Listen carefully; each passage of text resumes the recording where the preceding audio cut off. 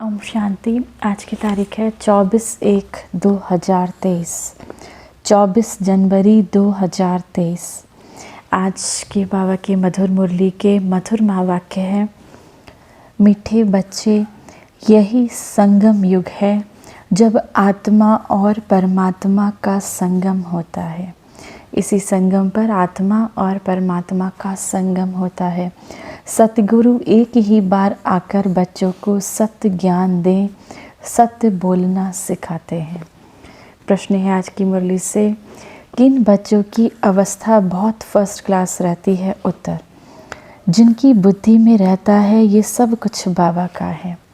हर कदम श्रीमत लेने वाले, पूरा त्याग करने वाले बच्चों की अवस्था बहुत फर्स्ट क्लास रहती है। यात्रा लंबी है, इसीलिए ऊंचे बाप की ऊंची मत लेते रहना है।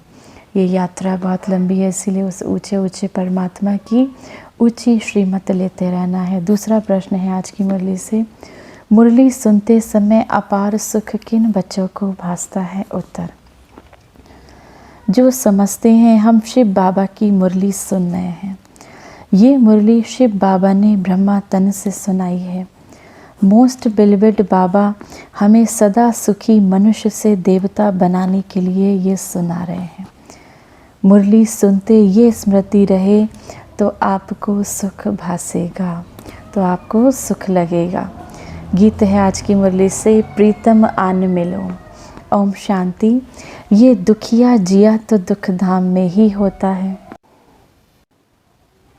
सुखी जीव आत्माएं सुख धाम में होती हैं। ये दुख भरा दिल तो बाबा कहते हैं सो दुख धाम में कलयुग में होता है।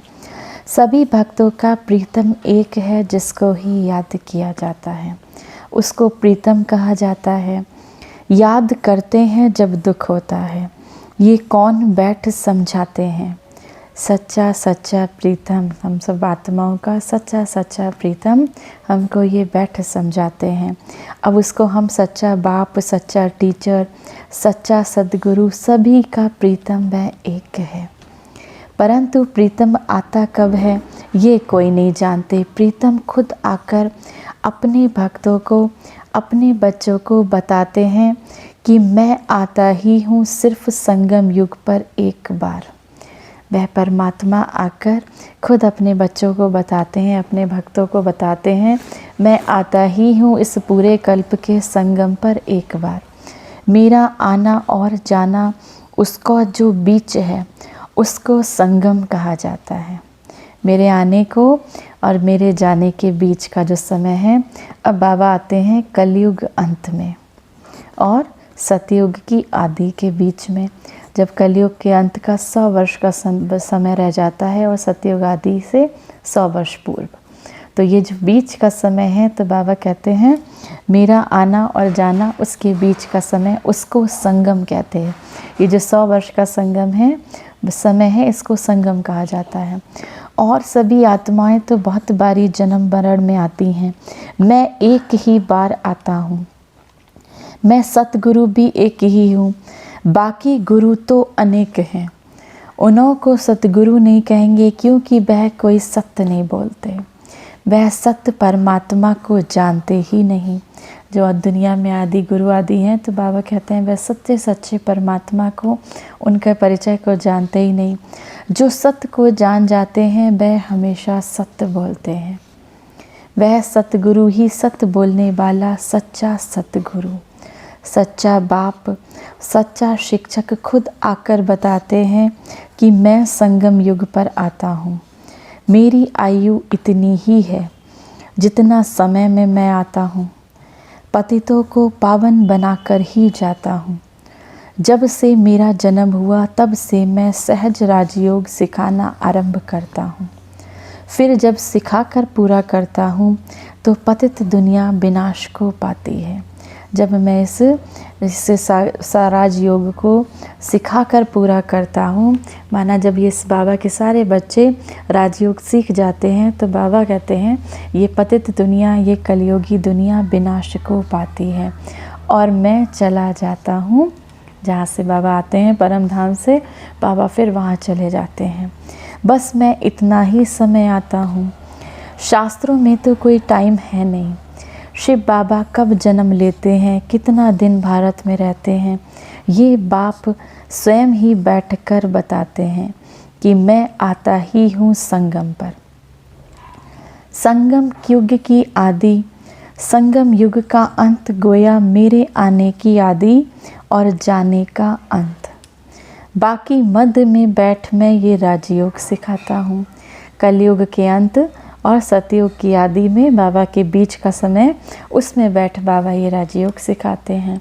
अब बाप खुद ही बैठ बताते हैं कि मैं इनकी ही वानप्रस्थ अवस्था में आता हूँ। मैं ब्रह्मा बाबा के वानप्रस्थ अवस्था में आता हूँ। पराए देश में आते हैं क्योंकि बाबा तो परम धाम के निवासी हैं। पराए तन में आते हैं, ब्रह्मा बाबा के तन में आते हैं, तो मेहमान हुआ ना। मैं इस रावण की दुनिया में मेहमान ठहरा। इस संगम युग की महिमा बड़ी भारी ज़बरदस्त है। बाप आते ही हैं रावण राज्य का विनाश कर राम राज्य की स्थापना करने। शास्त्रों में दंत कथाएं बहुत लिख दी हैं। रावण को जलाते आते हैं। सारी सृष्टि इस समय जैसे लंका है, जैसे 5 विकारों की आग लगी हुई है। काम, क्रोध, मोह, लोभ, अहंकार से व्यक्ति जैसे जल रहे हैं, तो सारी सृष्टि जैसे लंका है। सिर्फ सिलान को लंका नहीं कहा जाता, ये सारी सृष्टि रावण के रहने का स्थान है, बाशोक वाटिका है। इस समय सभी दुखी हैं। बाप कहते हैं मैं इसको अशोक वाटिका अथवा हेवन बनाने आता हूँ। शिव बाबा कहते हैं मैं इस सारी सृष्टि को फिर से शोक वाटिका से अशोक वाटिका अथवा स्वर्ग बनाने आता हूँ। हेवन, हेवन जिसको स्वर्ग कहते हैं। स्वर्ग में सभी धर्म तो होते नहीं, वहाँ तो एक धर्म होता है। वहाँ था एक ही धर्म जो अभी नहीं है। अब फिर से देवता बनाने राजयोग सिखला रहा हूँ। सभी तो सीखेंगे नहीं। मैं भारत में ही आता हूँ। भारत में ही स्वर्ग होता है। क्रिश्चियन लोग भी हेवन को मानते हैं, कहते हैं left for heavenly abode. Christian लोग कहते हैं लेफ्ट फॉर हेवनली अबोड। अपना हेवनली जो हमारा घर है, स्वर्ग का घर है, उसके लिए हम चलते हैं। गॉड फादर के पास गया। बाकी हेवन को थोड़ी समझते हैं कि स्वर्ग किसको कहते हैं। हेवन अलग चीज़ है। तो बाप समझाते हैं मैं कब और कैसे आता हूँ। आकर त्रिकालदर्शी बनाता हूँ। त्रिकालदर्शी और कोई होता नहीं। सृष्टि के आदि मध्य अंत को भी मैं ही जानता हूँ। बाबा कहते हैं सृष्टि के इस आदि और मध्य और अंत को मैं ही जानता हूँ। अब इसकी ज्ञान भी बाबा हम सब बच्चों को समझाते हैं। अब कलयुग का विनाश होना है। आसार भी देखने में आ रहे हैं, चारों तरफ कितना हाहाकार मचा हुआ है। कहीं पर कितना, अभी तो इस समय स्नोफॉल वगैरह का कितना ज़्यादा हो रहा है, बहुत सर्दी हो रही है, बर्फीले तूफ़ान आ रहे हैं। तो अब आसार कलयुग के विनाश के धीरे धीरे दिख रहे हैं। तो समय वही संगम का है। एक्यूरेट टाइम कुछ कह नहीं सकते। राजधानी तो स्थापन हो जाएगी, बच्चे कर्मातीत अवस्था को पाएंगे। अब समय बाबा कहते हैं यही संगम का है, आसार भी दिख रहे हैं। तो ज्ञान खत्म हो जाएगा जब अपनी कर्मातीत अवस्था को, जब एक बाबा के सिवा कोई किसी की याद नहीं रहेगी, तो बाबा कहते हैं उस समय जब बाबा के सारे बच्चे एक अवस्था में स्थित हो जाएंगे, तो ये ज्ञान भी खत्म हो जाएगा, लड़ाई आरंभ हो जाएगी। मैं भी अपना पावन बनाने का पाठ पूरा करके जाऊंगा। शिव बाबा कहते हैं मैं भी अपना पावन बनाने का पाठ पूरा करके जाऊंगा। देवी देवता धर्म स्थापन करना यह मेरा ही पाठ है। भारतवासी ये कुछ भी नहीं जानते। अब शिवरात्रि मनाते हैं तो ज़रूर शिव बाबा ने कोई कार्य किया होगा। उन्होंने फिर कृष्ण का नाम डाल दिया है। ये तो कॉमन भूल देखने में आती है। शिव पुराण आदि किसी शास्त्र में भी ये नहीं है कि शिव बाबा आकर राजयोग सिखाते हैं। वास्तव में हर एक धर्म का एक एक शास्त्र है। देवता धर्म का भी एक शास्त्र होना चाहिए। बाबा कहते हैं हर एक धर्म का एक एक शास्त्र है, तो देवता धर्म का भी एक शास्त्र होना चाहिए। परंतु उसका रचयिता कौन, इसी में मूंझ गए हैं। इसमें कंफ्यूज हो गए, मूंझ गए हैं। बाप समझाते हैं, मुझे जरूर ब्रह्मा द्वारा ब्राह्मण धर्म रचना पड़े।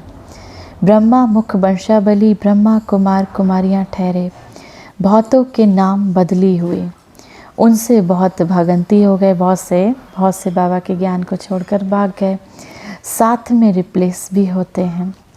बाकी देखा गया नाम से कोई फ़ायदा नहीं, बल बी के नाम लगाते हैं फिर रिप्लेस की हो जाते हैं, अपना नाम बदल लेते हैं। तो बाबा कहें वह तो भूल भी जाते हैं। वास्तव में तुमको योग लगाना है एक बाप से। नाम तो शरीर को मिलता है, आत्मा का तो कोई नाम है नहीं। आत्मा 84 जन्म लेती है, हर जन्म में नाम रूप देश काल सब बदल जाता है। ड्रामा में कोई को भी जो एक बारी पार्ट मिला हुआ है, उसी रूप में फिर कभी पार्ट बजा ना सके। अब वही पार्ट फिर 5000 साल के बाद फिर बजाएंगे। ऐसे नहीं कि कृष्ण उसी नाम से फिर कोई आ सकता है, ऐसा नहीं। जो एक बार पार्ट बज गया वो 5000 साल के बाद ही पूरा पार्ट बजाएंगे। ये तो जानते हैं आत्मा एक शरीर छोड़ दूसरा लेती है, तो फीचर्स आदि एक न मिले दूसरे से। ऐसा नहीं कि इस जन्म में जो हमारा चेहरा है अगले जन्म में भी वो हो। तो बाबा कहते हैं फीचर्स ना मिले, आत्मा अपने शरीर बदलती है। 5 तत्वों के अनुसार फीचर्स बदल जाते हैं। अब कितने फीचर्स हैं, कितने चेहरे हैं, परंतु ये सब पहले से ही ड्रामा में नोंद है, नया कुछ नहीं बनता। अब शिव रात्रि मनाई जाती है तो ज़रूर शिव बाबा आया है, वही सारी दुनिया का प्रीतम है। शिव बाबा ही इस सारी दुनिया का प्रीतम है। लक्ष्मी नारायण व राधे कृष्ण का व ब्रह्मा विष्णु आदि कोई प्रीतम नहीं, गॉड फादर ही प्रीतम है। बाप तो ज़रूर बरसा देते हैं, इसीलिए बाप प्यारा लगता है। अब शिव बाबा इतना बरसा देते हैं इसीलिए बाबा प्यारा लगता है। बाप कहते हैं बच्चे मुझे याद करो, क्योंकि मेरे से तुमको बरसा पाना है, क्योंकि मुझसे ही तुम बरसा पाओगे किस जन्म का। बच्चे जानते हैं इस पढ़ाई अनुसार जाकर हम सूर्यवंशी देवता व चंद्रवंशी क्षत्रिय बनेंगे। सतयुग में सूर्यवंशी देवता और त्रेता में चंद्रवंशी क्षत्रिय बनेंगे। वास्तव में सभी भारतवासियों का धर्म एक ही होना चाहिए, परंतु देवता धर्म नाम बदल हिंदू नाम रख दिया है, क्योंकि वह दैवी गुण नहीं। अब बाप बैठ धारण कराते हैं, कहते हैं अपने को आत्मा समझ अशरीरी हो जाओ। बाबा कहते हैं अपने को आत्मा समझकर अशरीरी हो जाओ। तुम कोई परमात्मा नहीं हो, परमात्मा तो एक शिव है। वह सभी का प्रीतम एक ही बार संगम युग पर आते हैं। शिव बाबा एक वो सबके प्रीतम हैं, वो एक ही बार इस संगम युग पर आते हैं। ये संगम युग बहुत छोटा है, ये तो सिर्फ 100 वर्षों का है। सभी धर्मों का विनाश होगा, ब्राह्मण कुल भी वापस जाएगा, बाबा के बच्चे भी अब वापस जाने हैं, क्योंकि उन्हों को फिर दैवी कुल में ट्रांसफ़र होना है। वास्तव में ये है पढ़ाई, ये पढ़ाई है सिर्फ भेंट की जाती है। वह विषय बेकार है जहर, ये ज्ञान है अमृत। ये तो मनुष्य को देवता बनाने की पाठशाला है। आत्मा में जो खाद पड़ी है एकदम मलम्मा बन गई है, उसको बाप आकर हीरे जैसा बनाते हैं। आत्मा में जो खाद पड़ गई, कैसी आत्मा, बाबा कहते हैं जैसे उसका रंग ही बदल जाता है, तो बाबा उसको फिर हीरे की तरह चमकाते हैं। शिव रात्रि कहते हैं, रात्रि में शिव आया। अब कौन सी रात्रि में आया ये नहीं जानते, तो कलयुग को कहते हैं रात्रि और सतयुग माना दिन। तो अब शिव की रात्रि मनाते हैं, लेकिन उस रात्रि को क्यों मनाते हैं ये नहीं जानते। अब शिव बाबा रात्रि में कैसे आया, उस किसके गर्भ में आया या किसके शरीर में प्रवेश किया। गर्भ में तो शिव बाबा आते नहीं, उनको तो शरीर लोन लेना पड़ता है, शरीर उधार लेते हैं। वह जरूर आकर नरक को स्वर्ग बनाएंगे, परंतु कब और कैसे आते हैं ये किसी को पता नहीं है। शास्त्र तो बहुत पढ़ते हैं, परंतु मुक्ति, जीवन मुक्ति तो किसी को मिलती नहीं और ही तमो प्रधान बन गए। शास्त्र वगैरह तो ऐसे जैसे कंठ हैं, लेकिन बाबा कहते हैं मुक्ति, जीवन मुक्ति तो अभी किसी को मिलती नहीं और ही तमो प्रधान बन जाते हैं। सो तो सभी को ज़रूर बनना है, क्योंकि ये सब ड्रामा अनुसार सब चल रहा है। सभी मनुष्यों को स्टेज पर ज़रूर हाजिर होना है। बाप आते ही हैं अंत में, उनकी ही सब महिमा पाते हैं, उनकी सब महिमा गाते हैं कि तुम्हारी गति मति तुम ही जानो, तुम्हारे में क्या ज्ञान है, कैसे तुम सदगति करते हो, सो तो तुम ही जानो। तो वह श्रीमत देने आएगा ज़रूर। अब जब ये कहते हैं तो बाबा कहते हैं वह तो श्रीमत देने आएगा ज़रूर, परंतु कैसे आते हैं, किस शरीर में आते हैं, वह कोई जानते नहीं। खुद कहते हैं साधारण तन में मुझे आना है। शिव बाबा स्वयं कहते हैं कि इस साधारण तन में मैं प्रवेश करता हूँ, मुझे ब्रह्मा नाम भी जरूर रखना पड़े, नहीं तो ब्राह्मण कैसे पैदा हूँ। ब्रह्मा कहाँ से आए, ऊपर से तो आएगा नहीं।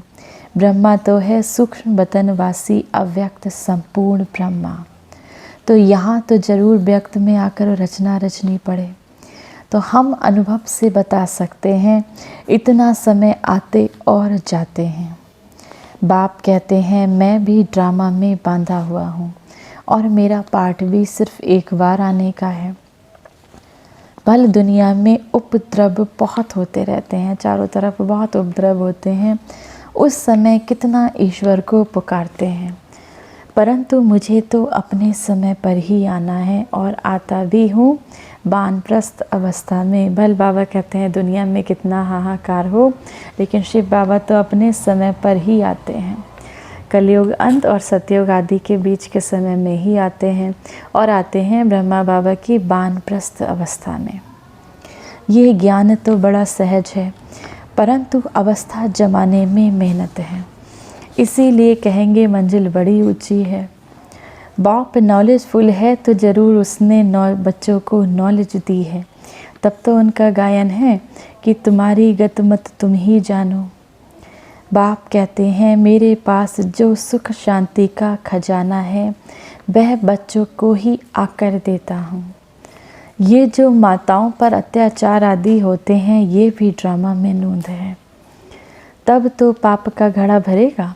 अब माताओं पे पवित्रता के कारण बहुत अत्याचार होते थे। शुरू में भी यज्ञ में भी माताओं ने बहुत अत्याचार सहे, लेकिन बाबा को नहीं छोड़ा। निश्चय बहुत दृढ़ था। मार खाई, पीटा गया, कमरे में बंद कर दिया गया, लेकिन उन्होंने बाबा के ज्ञान को नहीं छोड़ा, बाबा को नहीं छोड़ा। तो बाबा कहते हैं ये भी सब ड्रामा में नूंद है, नहीं तो उनके पाप का घड़ा कैसे भरेगा जो उन पर अत्याचार करते हैं। कलप कलप ऐसे ही रिपीट होता है। ये बातें भी तुम अभी जानते हो फिर भूल जाएंगे। ये ज्ञान सतयुग में होता नहीं, अगर होता तो परंपरा चलता। वहाँ तो इस ज्ञान की प्रारब्ध होती है, माना फल मिलता है। जो अभी के पुरुषार्थ से पाते हो, जो अभी मेहनत करते हो, वो फल सतयुग में मिलता है। यहाँ के पुरुषार्थ वाली आत्माएं वहाँ होती हैं, दूसरी आत्माएं वहाँ होती नहीं। जिनको ज्ञान की दरकार रहे, ये भी जानते हैं कोई बिरला निकलेगा, बहुत अच्छा भी करेंगे। समझो बिलायत वाला कोई बड़ा आदमी निकलता है, समझता है, परंतु कहाँ भट्टी में रहेंगे तो क्या समझेंगे। कहेंगे बात तो ठीक है परंतु पवित्र नहीं रह सकते। कहेंगे बात तो आपकी ठीक है लेकिन पवित्रता को धारण नहीं कर सकते। अरे इतने सब पवित्र रहते हैं, शादी कर इकट्ठे रहकर भी पवित्र रहते हैं, तो उनको इनाम भी बहुत मिलता है। ये भी जैसे एक रेस है, उस रेस में फर्स्ट नंबर में आ जाने से 4-5 लाख मिलेंगे। अब यहाँ की जो रेस है इसमें 21 जन्मों के लिए पूरी रजाई मिलती है। यहाँ की जो रेस है इसमें 21 जन्म की पूरी रजाई मिलती है। कम बात है क्या, बाबा पूछते हैं। ये मुरली तो सब बच्चों के पास जाएगी, टेप में भी सुनेंगे। कहेंगे शिव बाबा ब्रह्मा तन से मुरली सुना रहे हैं, अथवा बच्चियाँ सुनाएंगी तो कहेंगे शिव बाबा की मुरली सुनाते हैं। तो बुद्धि एकदम वहाँ जानी चाहिए। वह सुख अंदर में भासना चाहिए। मोस्ट बिलविड बाबा हमको सदा सुखी मनुष्य से देवता बनाते हैं, तो उनकी याद भी बहुत अच्छी रहनी चाहिए। परंतु माया क्या है? माया तो बाबा कहते हैं बच्चों को याद ठहरने नहीं देती। माया के 5 विकार बच्चों को याद करने नहीं देते। अब त्याग भी पूरा चाहिए। ये सब कुछ बाबा का है। त्याग माना ये सब कुछ बाबा का है। ट्रस्टी होकर रहें। ये अवस्था फर्स्ट क्लास रहनी चाहिए। बहुत बच्चे हैं जो श्रीमत लेते रहते हैं। श्रीमत में जरूर कल्याण ही होगा। मत भी ऊंची है, यात्रा भी लंबी है। फिर तुम इस मृत्यु लोक में नहीं आएंगे। और सतयुग है ही अमर लोक। बाबा कहते हैं मत भी उसी है, ऊंचे परमात्मा की है, और ये यात्रा भी लंबी है। लेकिन इस यात्रा करने के बाद फिर तुम इस मृत्यु लोक कलयुग में नहीं आएंगे, फिर तुम जाओगे सतयुग में। तो बाबा कहें सतयुग है ही अमर लोक। उस दिन बाबा ने बहुत अच्छी रीति समझाया कि वहाँ तुम मरते नहीं, खुशी से पुराना चोला बदल कर नया लेते हो। सतयुग में बाबा कहते हैं तुम खुशी से अपना ये शरीर छोड़ नया बदल लेते हो। सर्प का मिसाल भी तुम्हारे लिए है, भ्रमरी का भी मिसाल तुम्हारे ऊपर है, कछुए का भी तुम्हारे ऊपर है। सन्यासियों ने तो कॉपी की है। भ्रमरी का मिसाल अच्छा है। बिष्टा के कीड़े को ज्ञान की भू भू कर परिस्तानी परी ज़्यादा बनाते हो। बाबा कहते हैं तुम बाबा के बच्चे, तुम बाबा की बच्चियाँ ज्ञान का, बाबा के इस ज्ञान को देकर परिस्तान की माना स्वर्ग की परी बनाते हो। अभी पुरुषार्थ अच्छी तरह से करना है। उच्च पद अथवा अच्छा नंबर लेना है तो मेहनत भी करनी है। बल धंधा आदि भी करो, वह टाइम छूट है, फिर भी टाइम बहुत मिलता है। अपना योग का चार्ट देखना चाहिए कि बाबा को कितनी देर याद किया, क्योंकि बाबा कहते हैं माया बहुत विघ्न डालती है। बाबा बच्चों को बार बार समझाते हैं, मीठे बच्चे भूले चूके भी ऐसे मोस्ट बिलविड बाप बस साजन को फारकती माना कभी कोई ना दे, कभी कोई फारकती, कभी ऐसे प्यारे बाबा को, ऐसे साजन को बाबा कहते हैं छोड़े ना। इतना महामूर्ख कोई ना बने, लेकिन माया बना देती है। अब आगे चलकर तुम देखेंगे जो कुर्बान जाते थे, बहुत अच्छी सर्विस करते थे, उनको भी माया क्या क्या हाल कर देती है। जो बाबा के ऊपर कुर्बान जाते थे, बहुत अच्छी सर्विस करते थे, माया उनका भी हाल क्या क्या कर देती है, क्योंकि श्रीमत छोड़ देते हैं। इसीलिए बाबा कहते हैं ऐसे बड़े ते बड़े महामूर्ख नहीं बनना। अच्छा, मीठे मीठे सिकी लदे बच्चों प्रति माता पिता बाप दादा का याद प्यार और गुड मॉर्निंग। रूहानी बाप की रूहानी बच्चों को नमस्ते। हम सब रूहानी बच्चों के रूहानी माता पिता बाप दादा को याद प्यार गुड मॉर्निंग और नमस्ते। धारणा के लिए मुख्य सार है। पहला नंबर, बाप द्वारा जो सुख शांति का खजाना मिला है वह सबको देना है। ज्ञान से अपनी अवस्था जमाने की मेहनत करनी है। दूसरा नंबर, दैवी गुण धारण करने के लिए देहबान को भूल अपने को आत्मा समझ अशरीरी बन एक प्रीतम को, एक परमात्मा को याद करना है। वरदान है आज की मुरली से, विशेषता के बीज द्वारा संतुष्टता रूपी फल प्राप्त करने वाली विशेष आत्मा भव। इस विशेष युग में विशेषता के बीज का सबसे श्रेष्ठ फल है संतुष्टता। संतुष्ट रहना और सर्व को संतुष्ट करना, यही विशेष आत्मा की निशानी है। इसीलिए विशेषताओं के बीज अथवा वरदान को सर्व शक्तियों के जल से सींचो तो बीज फलदायक हो जाएगा। नहीं तो विस्तार हुआ वृक्ष भी समय प्रति समय आए तूफान में हिलते टूट जाता है। अर्थात आगे बढ़ने का उमंग, उत्साह, खुशी या रूहानी नशा नहीं रहता। तो विधि पूर्वक शक्तिशाली बीज को फलदायक बनाओ। स्लोगन है आज की मुरली से, अनुभूतियों का प्रसाद बांटकर असमर्थ को समर्थ बना देना, यही सबसे बड़ा पुण्य है। असमर्थ को समर्थ बना देना यही सबसे आपको जो भी अनुभूति, जो भी अनुभव बाबा के इस ज्ञान से, योग से होते हैं, उसको दूसरों को बताकर आप असमर्थ को भी समर्थ बना सकते हो। तो ये सबसे बड़ा पुण्य है। आज की मुरली से सम्मान का अभ्यास करेंगे। मैं आनंद स्वरूप आत्मा हूँ। मैं आनंद के सागर, परमात्मा शिव की संतान, सदा उमंग उत्साह खुशी में रहने वाली आनंद स्वरूप आत्मा हूँ। अच्छा, ओम शांति।